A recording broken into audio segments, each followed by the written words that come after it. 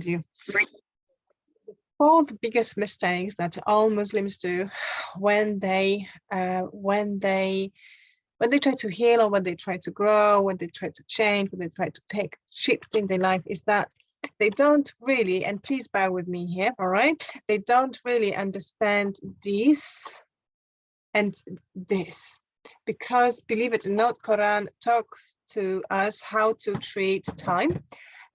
There's plenty hadiths as well. Some of them we're going to cover today, explaining us how to treat time. But yet Muslims, if it comes to building their adab, growing their relationships with themselves, with their loved ones, and with Allah subhanahu wa ta'ala, if it comes to motivating themselves, if it comes to planning and transforming their life, building a better future also for akhirah, for themselves, for the children, if it comes to leaving legacy behind, if it comes into engagement in something that is so important, which is spreading the deen, dawah itself, or sharing anything which is risk, which comes from him, from Allah subhanahu wa ta'ala, they really have this procrastination issue. They say, and that's how you will recognize procrastinating Muslim, when he says inshallah. So in Islam, actually we are reminded to never say you will do anything without finishing it with inshallah. So what Muslims do right now, they don't even say what they want to do, they just say inshallah. Yeah, so that's what's going on. They don't understand time, and they don't understand what is being said about time in Quran. Bismillahirrahmanirrahim. A'udhu billahi minash shaitanir rajim. Bismillahirrahmanirrahim. Wal asr. Inna insana lafi khusr. Illa alladhina amanu wa amilu salihati wa tawassaw bil haqqi wa tawassaw bil sabr. What have I just said? What is the meaning of this?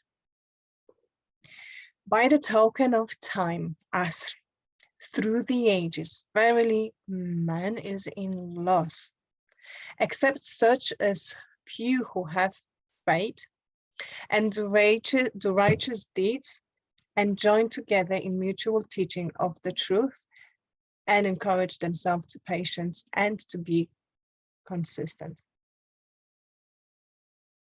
That was Surah Al-Asr. You see, time is one of the blessings from Allah subhanahu wa ta'ala. There's many blessings, and one hadith would say to you, take advantage 5 before 5. So if you are young, take advantage of this youth, because surely the old time is coming, inshallah. If you have health, take advantage of this health before sickness will come your way. If you are wealthy, take advantage of it before poorness, challenges, financial challenges come your way. If you have free time, use it before you become preoccupied, and use by all means life that has been given to you in this dunya, because that will come to end. And when it comes to end, the Nabi said, the feet of a servant will not touch the ground until he's asked about how he spent this life, how he used this time and his knowledge, and how he acted upon it, how he used his wealth and how he acquired it, and how he spent it on his body, and how was it used. So many of us, I'm referring to Muslims, those are just reminders. They are just uplifters, isn't it? We don't understand that this is a blessing. That is an invitation for us to be grateful. There are 2 blessings, accordingly to one of the hadith, which I'm sure you know, which many people will lose, and they are health and free time. Yeah. And it finishes for doing good. So what is that good? I already mentioned, right? Spreading the word of Allah, doing good deeds, amal, and encouraging ourselves to consistency. Why consistency is important? Again, another hadith. God himself, he reminds us that there are certain beloved deeds, certain beloved actions that he prefers for us, and they are the regular deeds. The most beloved action to Allah subhanahu wa ta'ala are those who are continuously and regularly repeated. Again, hadith, you will find this one in Bukhari, right?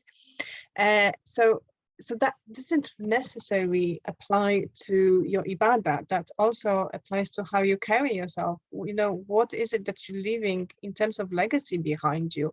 How is it that you're facing challenges in your life? You know, what is it that your children or your loved ones observing on you? Are they seeing you procrastinating, falling into traps of waswas and maybe being ill with depression? Or are they actually seeing you being proactive? And they're actually seeing you going over and beyond and finding the answers, finding the solutions. And, you know, part of healing, part of my job as a therapist is to be one of those tools of your recovery from procrastination into being continuous and regular in actions which translating directly into your adapt, into your akhlaq, building your character, and you know, inshallah, hopefully serving you as a sadaqah jariyah on your day of akhirah. Time is so precious. You don't have guarantee that you will stay here tomorrow. And I bet that none of you who is watching me sitting down at the end of the day and doing what Sahaba's doing. What are they doing? Well, they've been so grateful for the time that has been given to them. They so appreciated Surah 14 verse 7. If you are grateful, I shall certainly give you increase in it. And you know, we talk about Sahabis until today. So one of their secrets, something that you don't do, majority of Muslims, they don't do at the end of the day, was sitting down with themselves with their pen and paper and doing retrospection, taking themselves into accountability. Was it Ibn Khattab? It was Umar, I think it was Umar who said, take yourself into accountability before you are going to be taken into accountability by something bigger than you, meaning by Allah subhanahu wa ta'ala on the day of judgment. So they were sitting down, they were thinking, what have I done? What has happened? Am I satisfied with how I reacted? What could I do better? What could I do better?